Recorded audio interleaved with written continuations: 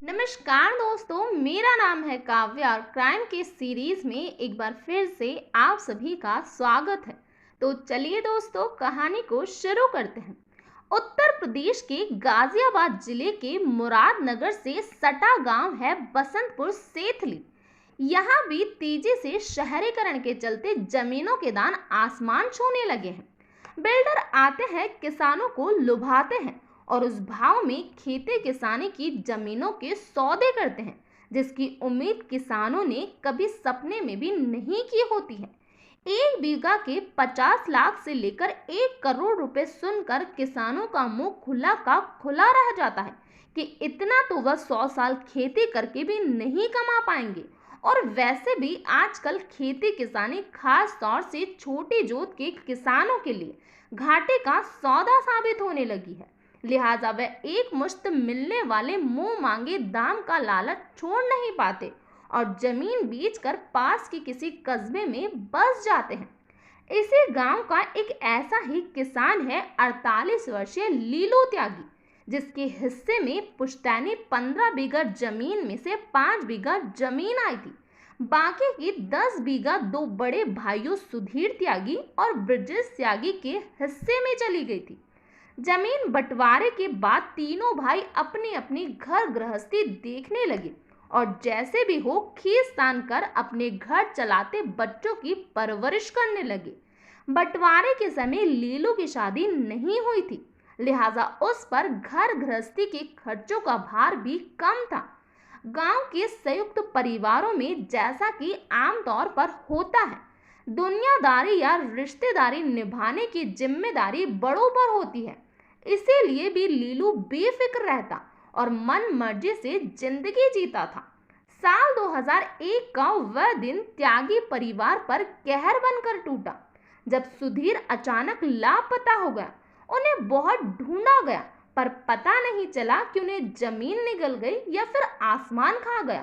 कुछ दिनों की खोजबीन के बाद त्यागी परिवार ने तय किया कि सुधीर की गुमशुदगी की रिपोर्ट पुलिस में दर्ज करवा दी जाए। लेकिन इस पर लीलू बड़े बूढ़ों से अंदाज में बोला, इससे क्या होगा, उल्टे हम एक नई झंझट में और फंस जाएंगे। पुलिस तरह तरह के सवाल करके हमें परेशान करेगी। 1000 तरह की बातें समाज और रिश्तेदारी में होगी।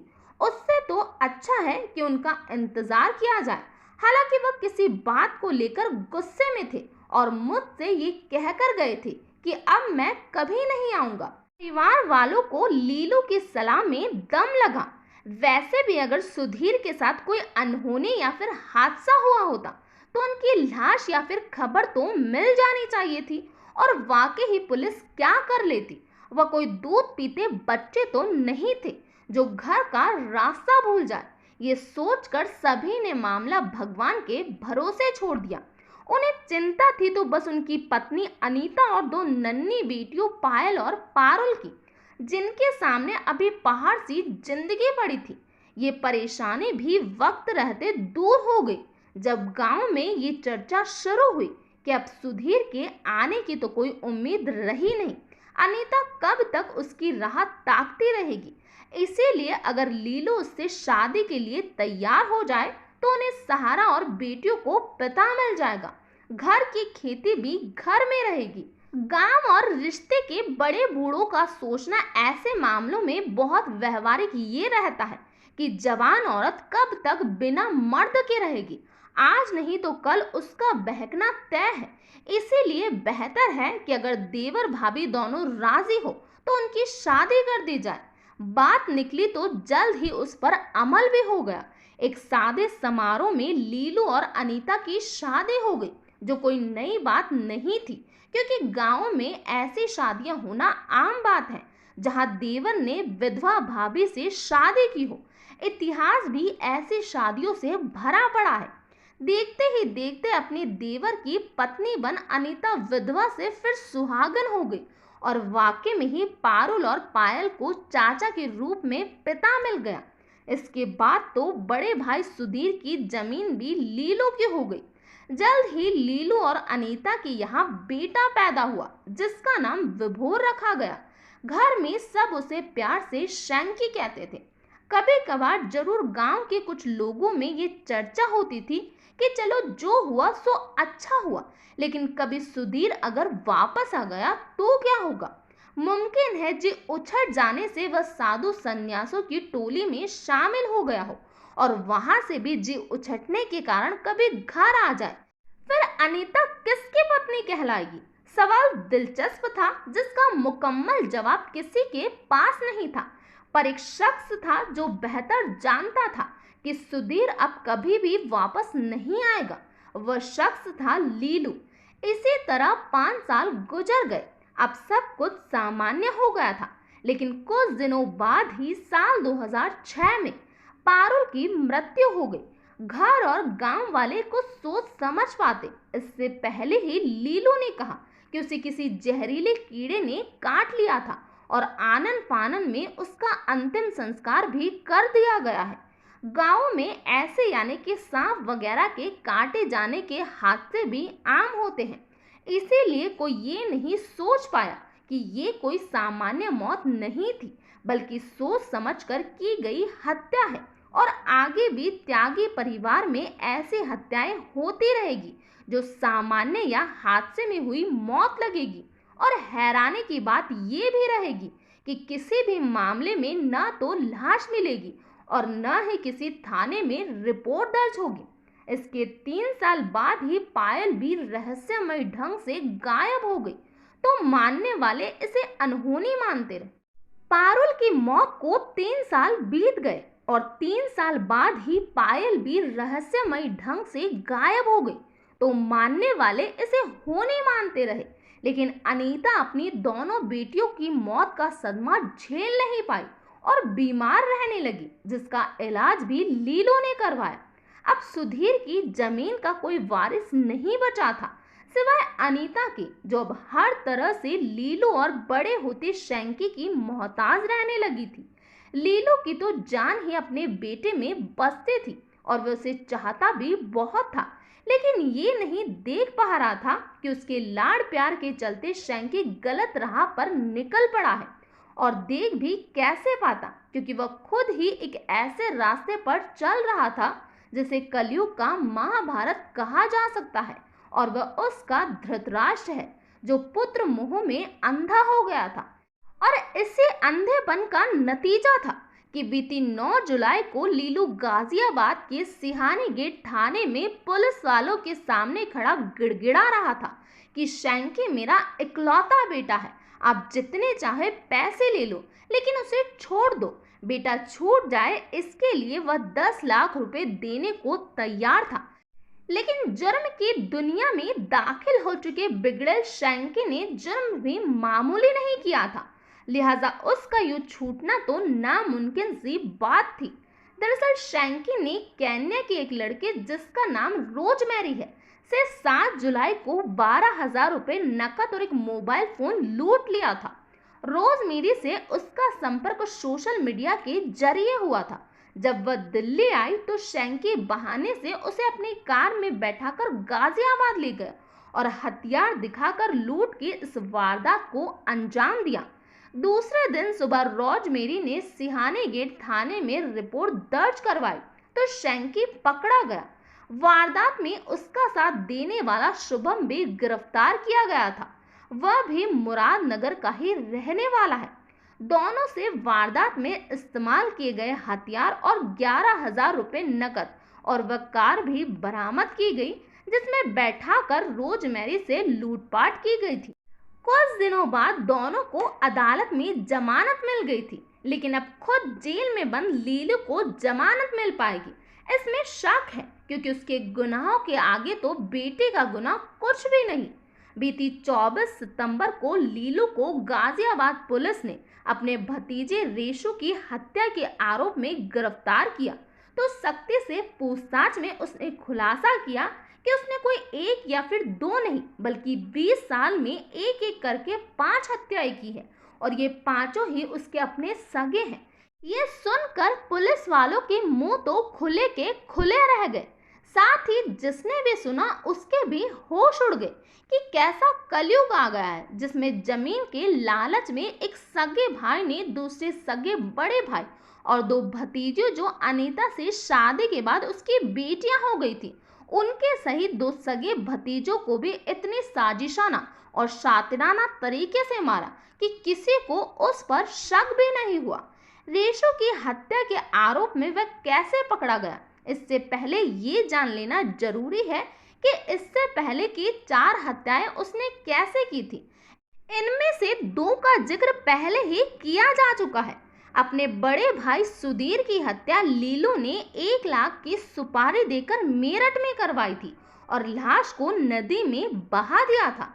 इसीलिए अनीता से शादी करने के बाद वह बेफिक्र था कि सुधीर आएगा कहां से। उसे तो मौत की नींद में वह सुला चुका है।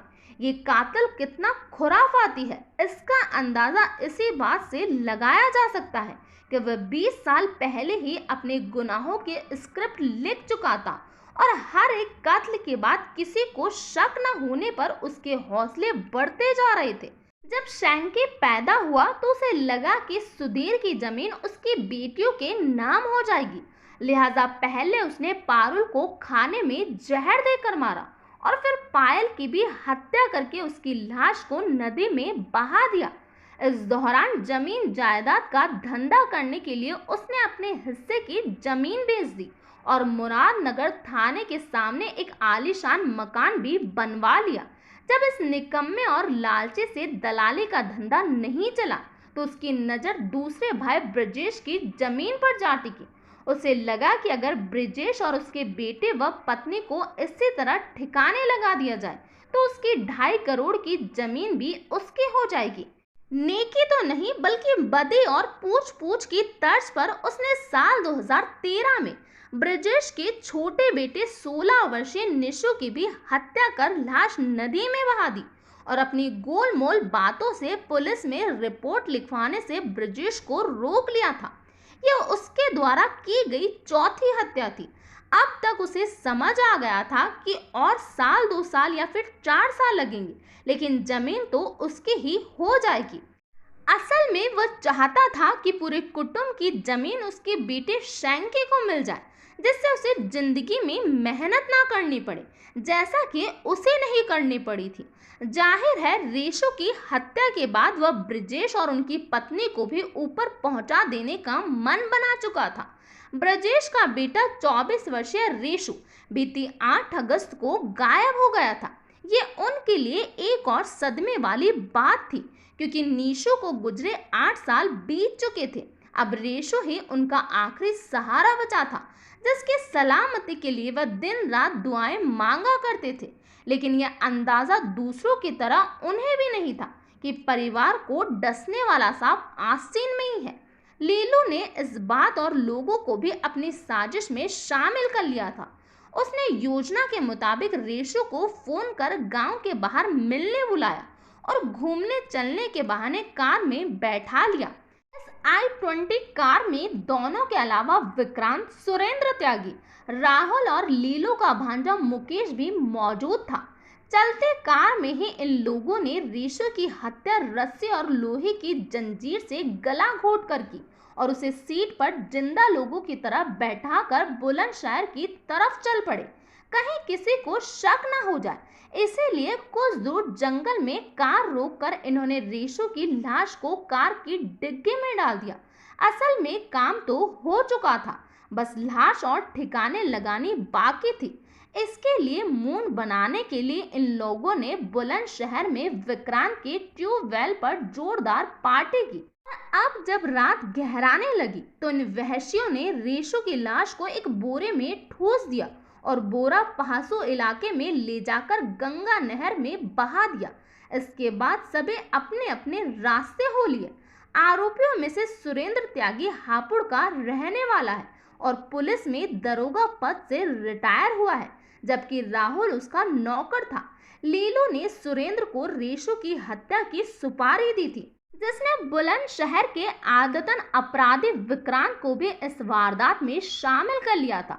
इन दोनों का याराना विक्रांत के एक जुर्म में जेल में बंद रहने के दौरान हुआ था। लीलू ने हत्या के एवज में 4 लाख रुपए नगद दिए थे और बाकी बाद में 1 बीघा जमीन बेचने के बाद देने का वादा किया था। रेशो के लापता होने के बाद ब्रजेश ने बेटे को काफी खोजा और फिर थक हार कर 15 अगस्त को मुरादनगर में रिपोर्ट दर्ज करवा दी। हालांकि लीलू ने इस बार भी उन्हें ये कहकर रोकने की कोशिश की थी कि पुलिस में रिपोर्ट लिखाने से क्या फायदा होगा, लेकिन फायदा हुआ जो कि 24 सितंबर को वह पकड़ा गया और अपने साथियों सहित जेल में है। हालांकि लीलू इत्तफाकन पकड़ा गया, नहीं तो पुलिस भी हार मान चुकी थी कि अब रेशो नहीं मिलने वाला। पुलिस के पास रेशो को ढूंढने का कोई सूत्र नहीं था, सिवाय इसके कि उसके और लीलो के फोन की लोकेशन एक ही जगह मिल रही थी, जो उसे हत्यारा मानने के लिए पर्याप्त नहीं था। लेकिन इन्वेस्टिगेशन के दौरान एक ऑडियो रिकॉर्डिंग पुलिस के हत्थे लग गई, जिसमें लीलू रेशो की हत्या का प्लान बाकी चारों में से किसी को बता और समझा रहा था। फिर लीलू ने 5 हत्याओं की बात कबूली। हत्याओं में 2 से 3 साल का गैप वह इसलिए रखता था कि हल्ला ना मचे और लोग पिछली हत्या का दुख भूल जाए। पुलिस हिरासत में लीलू कभी ये कहता रहा कि उसे उन हत्याओं का कोई भी मलाल नहीं, तो कभी ये कहता रहा कि सजा भुगतने के बाद वह भाई भाभी की सेवा करके किए जुर्म का पश्चाताप करना चाहता है। हैरानी की बात सिर्फ ये है कि 5 हत्याओं का ये गुनहगार लीलू जेल से छूट जाने की उम्मीद पाले बैठा है। वह शायद इसीलिए कि 5 में से एक की भी लाश बरामद नहीं हो सकी है। लेकिन अब लोगों की मांग है कि ऐसे आस्तीन के सांप का जिंदा रहना ठीक नहीं है, लिहाजा उसे फांसी की सजा मिलनी चाहिए। यदि ऐसा नहीं हुआ तो ये जरूर एक बड़ी कानूनी खामी साबित होगी। तो ये था पूरा मामला। इस घटना के बारे में आपका क्या कहना है, प्लीज कमेंट बॉक्स में बताइए। तो आज के लिए इतना ही। Thank you.